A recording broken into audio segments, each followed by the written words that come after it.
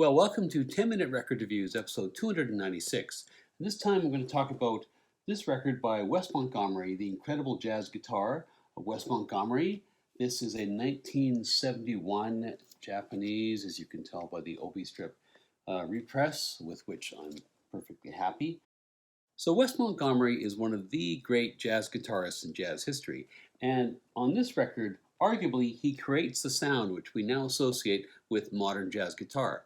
And this record is also widely considered to be the apex of his recording career, a recording career which had only started a few months earlier for Riverside Records. Having said that, you should exercise a little bit of caution, I think, when reading or encountering other people's opinions of Wes Montgomery's recorded work. His recording career is only about 8 years long, from the latter part of 1959 until he dies of a heart attack in 1968 at the age of 45. He records 10 records for Riverside, and then he does another 12 records, all produced by Creed Taylor, the first bunch of those for Verve Records and then the last few for CTI. The conventional wisdom is that the Riverside records are worthy of critical acclaim, and the Verve and CTI releases, all produced by Taylor, are basically lush and overproduced and a little bit cheesy. But there are some people, at least 5 people, who disagree with that characterization, me and the Beatles, so I encourage you to keep an open mind. Wes Montgomery was born in Indianapolis, Indiana in 1923.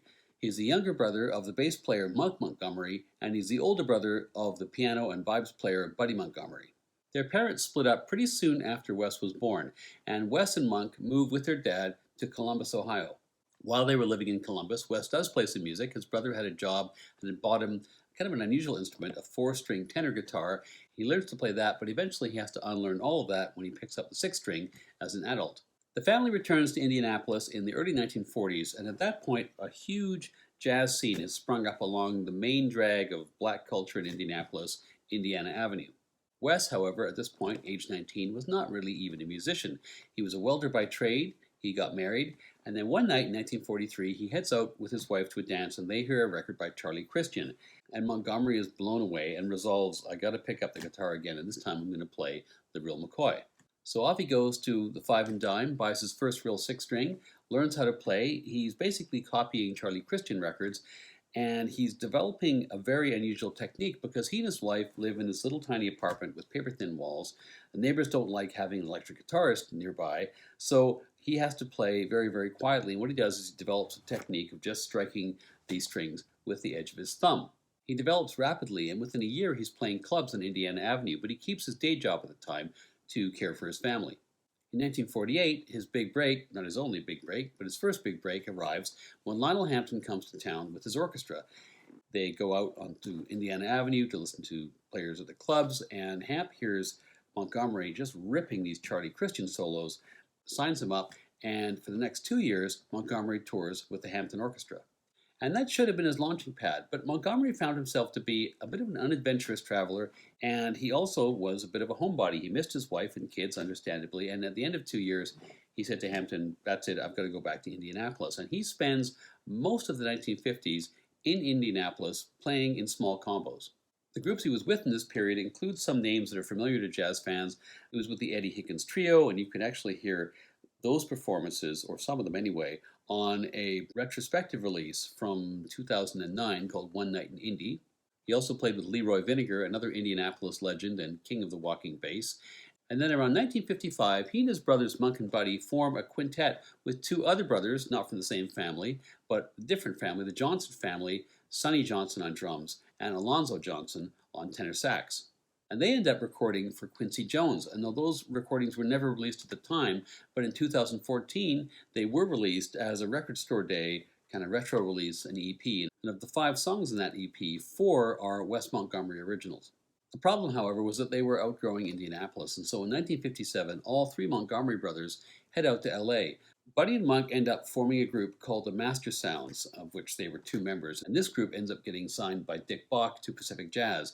They record a bunch of records in the late 50s and early 1960s. Wes is on one of them, their 3rd release, called Kismet.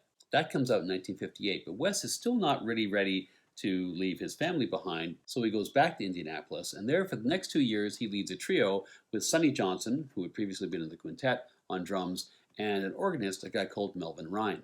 The problem was his talent was just too great for his mid-sized Midwestern hometown. He was written up very positively in 1959 by Gunther Schuller, who had played horn with Miles Davis on the Birth of the Cool sessions and was, at this point, also a jazz critic. But then the second really big break of his career happens on September 7th, 1959.